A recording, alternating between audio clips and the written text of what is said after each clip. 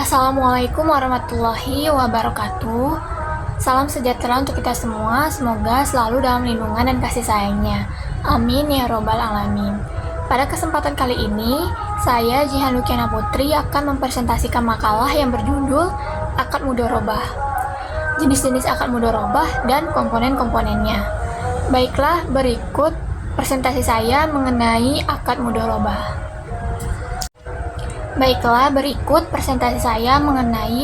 mudharabah. Topik yang akan dibahas pada presentasi kali ini, yang pertama, pengertian akad mudharabah, yang kedua, karakteristik dan jenis-jenis dari akad mudharabah, yang ketiga, rukun dan ketentuan syariah akad mudharabah, dan yang keempat, prinsip-prinsip pembagian hasil usaha. Baiklah, kita akan membahas yang pertama ada pengertian dari akad mudharabah. Menurut OJK, mudharabah merupakan penanaman dana dari pemilik dana atau sohibul mal kepada pengelola dana atau yang disebut mudharib untuk melakukan kegiatan usaha tertentu dengan pembagian menggunakan metode bagi untung dan rugi atau profit and loss sharing antara kedua belah pihak berdasarkan nisbah yang telah disepakati sebelumnya. Selanjutnya, terdapat 4 karakteristik dari akad mudharabah, yaitu kerjasama antara sohibul mal dan mudharib. Yang kedua, pembagian manfaat berdasarkan kesepakatan. Yang ketiga, tanggung jawab risiko. Dalam hal ini, risiko yang ditanggung harus berdasarkan kesepakatan di awal.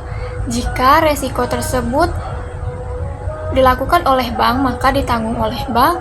Jika risiko tersebut dikarenakan kelalaian pengelola dana atau mudharib, maka risiko itu ditanggung oleh mudharib. Lalu yang keempat, kewenangan pengelolaan modal. Selanjutnya ada skema akad mudharabah. Skema akad mudharabah merupakan salah satu bentuk perjanjian bisnis dalam ekonomi Islam, yang mana salah satu pihak memberikan modal atau sohibul mal dan pihak lainnya mengelola pemberian modal tersebut yang disebut mudharib, yang digunakan dalam kegiatan usaha. Keuntungan usaha kemudian dibagi sesuai kesepakatan sebelumnya. Sedangkan kerugian biasanya ditanggung oleh pemberi modal.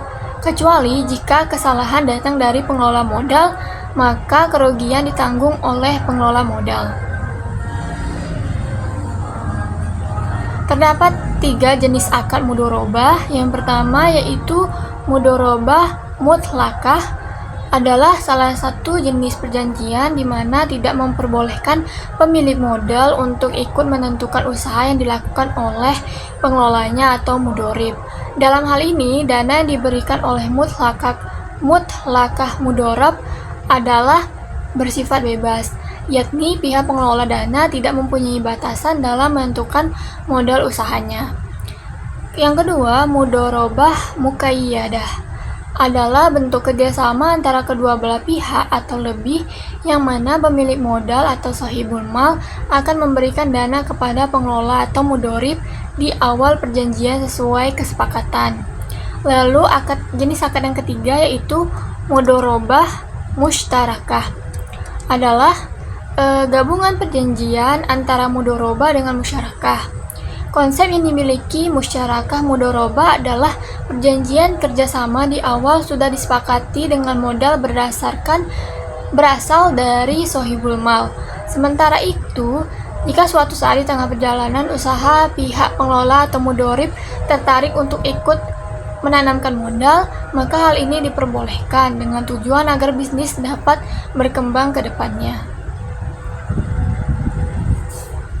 Selanjutnya ada rukun akad mudharabah. Yang pertama ada kepastian dan kesepakatan, ijab dan qabul. Ada ijab dari salah satu pihak yaitu pemilik modal, dan qabul dari pihak lain yaitu pengelola modal terkait dengan akad mudharabah. Yang kedua, objek mudharabah. Objek mudharabah harus jelas dan disepakati dalam akad. Lalu yang ketiga, presentasi pembagian keuntungan dan kerugian. Presentasi pembagian keuntungan dan kerugian antara mudorib dan sohibul mal harus ditentukan dengan jelas dalam akad mudorobah. Yang keempat, kepatuhan terhadap prinsip syariah.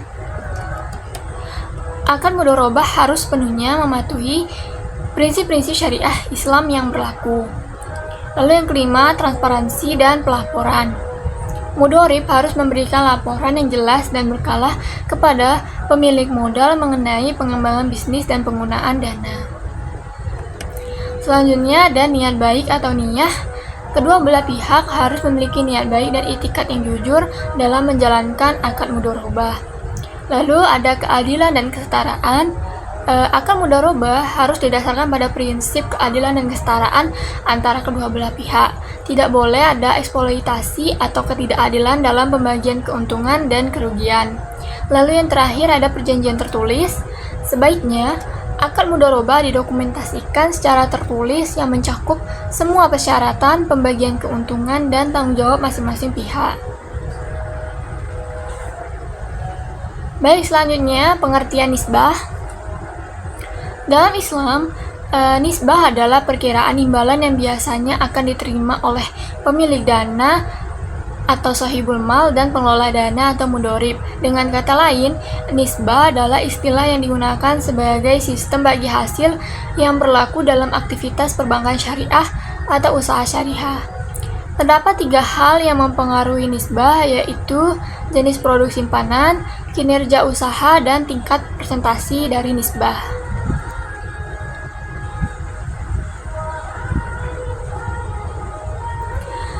Selanjutnya, akad mudorobah dinyatakan batal apabila terdapat hal-hal berikut. Yang pertama, masing-masing pihak menyatakan akad batal. Lalu yang kedua, salah seorang yang berakad meninggal dunia atau wafat. Lalu yang ketiga, salah seorang yang berakad gila atau tidak waras.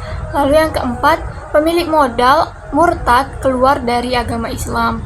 Lalu yang terakhir, modal habis di tangan pemilik modal. Selanjutnya ada prinsip pembagian hasil usaha. Sistem bagi hasil merupakan mekanisme keuangan yang umum digunakan di Indonesia dalam berbagai bidang termasuk bisnis dan keuangan syariah. Prinsip-prinsip dari bagi hasil yang pertama, kesepakatan yang jelas. Dalam artian menjalin kerjasama dengan pihak lain harus ada konsensus yang jelas dalam semua aspek. Lalu yang kedua, kejelasan usaha. Selain kesepakatan yang jelas, jenis usahanya juga perlu jelas. Hal ini juga berlaku jika manajemen memutuskan untuk mengubah atau memperluas bisnis. Yang ketiga, ketentuan waktu. Sebagai penyedia modal, investor tentu ingin mengetahui kapan mereka dapat mengharapkan hasil usahanya. Untuk itu, dalam menerapkan sistem bagi hasil juga harus ada kesepakatan yang jelas mengenai kapan pembagian akan dilakukan. Yang terakhir yaitu ketentuan pembagian. Selain ketentuan waktu dalam hasil usaha, jumlah yang diterima juga harus jelas. Jadi tentukan terlebih dahulu bagaimana mekanisme pembagian hasil agar tidak timbul masalah di kemudian hari. Baik, saya akan menyimpulkan presentasi saya mengenai akad mudorobah kali ini. Akad mudorobah adalah salah satu bentuk akad dalam sistem keuangan Islam di mana salah satu pihak menyediakan modal dan pihak lainnya menyediakan manajemen dan keterampilan untuk mengelola modal tersebut. Keuntungan dibagi sesuai dengan kesepakatan sebelumnya, sementara kerugian biasanya ditanggung oleh pihak yang menyediakan modal, kecuali kesalahan tersebut datang dari pengelola modal, maka kerugian ditanggung oleh mudorib atau pengelola modal. Hal ini merupakan bentuk kemitraan yang adil dan berbasis risiko yang umum digunakan dalam transaksi keuangan syariah.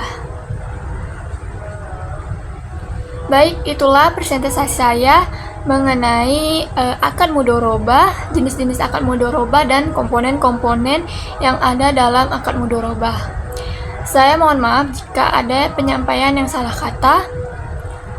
kata dalam penyampaian. Saya akhiri. Wassalamualaikum warahmatullahi wabarakatuh.